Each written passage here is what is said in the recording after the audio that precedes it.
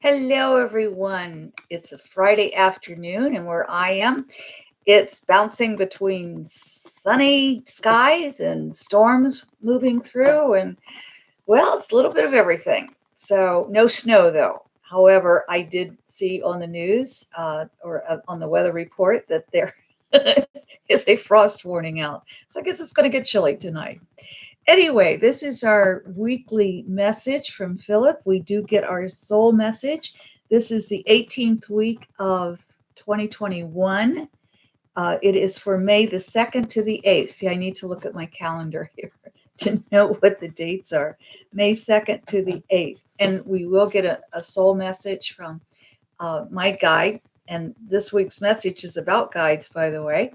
We'll get a soul message, and we just open this book to any page, and that's our message. So each page just has a different wisdom on it. So we'll get that. But first, we want to answer one of your questions. And if you have questions, just send them in. You can email me or you can put them in the comments below.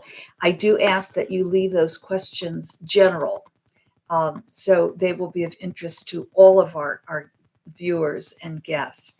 And often a very specific question for you can be made general. And so we've had some of those. And I have to tell you a story. My niece and nephew have had to say goodbye to their beloved older dog today. And so we're all holding them in our hearts and prayers and love. And I was stopped by to visit them recently, or to drop something off there and visit. My niece has had to have some surgery, and so we were sending her prayers, and I just wanted to give her a hug. And when I did, my nephew was telling me he came across the video that we did recently on how to deal with the animals and still respect their wishes. How do we know it's time to send them across the Rainbow Bridge? And so Phillip gave us a very loving and helpful answer. And so I thank the person who asked that question. Thank you, sir. And of course, it was nice to hear that it was helpful to someone I love in my family. So I hope these videos are helpful to you. That's why I make them. So here's our question. In a previous video, we mentioned that our guides learn from us as we learn from them. And then the question is, or the questions are, how exactly do our guides learn from us? For example, do our guides experience things directly through our human senses? What are some examples our guides may learn from us? And here's what Phillip had to say about that. Excuse me. I swallowed wrong.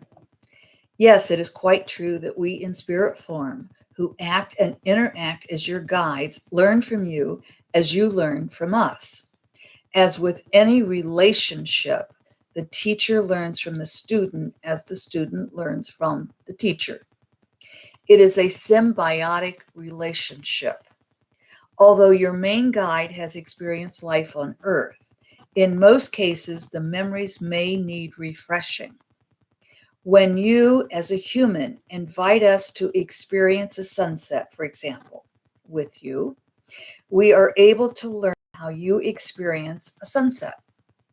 This experience may be similar and also different from our previous experience. As we experience this together, our memories may be triggered in a most pleasant way, or we may learn that we have a thought that needs to be healed and changed. I found that interesting. Phillip goes on to say, as you can see, the learning can be complex. We learn how you experience a sunset, and we learn from our memories that you triggered. I often, when I'm experiencing the beauty of a sunset, or I experience a sunrise, or anything that just gives me joy, I do invite Phillip to join me. Can you see this, Phillip? Do you feel this, Phillip? Can you see the beauty of all these colors and the magnificence of the sunset? Or invite your guides to enjoy with you.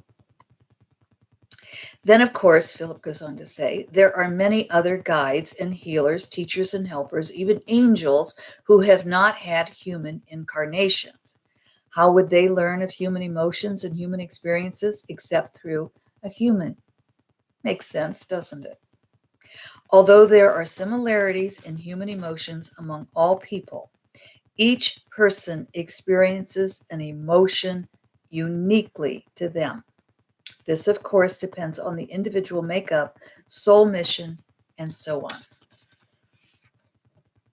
The more advanced guides work with multiple humans and must learn the uniqueness of each. The more advanced guides work with newer guides, teachers, healers, and so forth, and must learn the uniqueness of the humans they work with, as does each spirit and guide. As you can see, it becomes complicated, and there is much more we learn from humans. The world changes, climate changes, technology changes, civilizations change, cultures change, human bodies change, as do thoughts and emotions. To guide you as an ancient Egyptian or medieval Druid would not be helpful in your world today. Yes, we can impart to you the wisdom of the ancient world, and yes, we can teach you of the mysteries of the universe. But to guide your life through the maze of modern life, we must know of your individual dreams, soul mission, how you act and react, your body and your emotional makeup, and so on. And we must understand how the world works today. All this you teach us, and as you teach us, we grow and we learn. So, as you watch the flame of the candle, we learn how your heart dances with the flame. As you smell the scent of the flower, we learn of the flower's sweetness.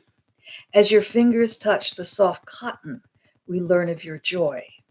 As your tongue flows with the honey in your tea, we learn of your smile. As your ear hears the music, we learn of the sigh of your breath and the release of tension in your body's tension. As we learn about you, we learn of all humans, and we are deepened in our learning. As our learning deepens, we are better able to guide you in the life you live today. As we stated, our relationship is symbiotic. In truth, all relationships are, if we allow ourselves to experience true relationships.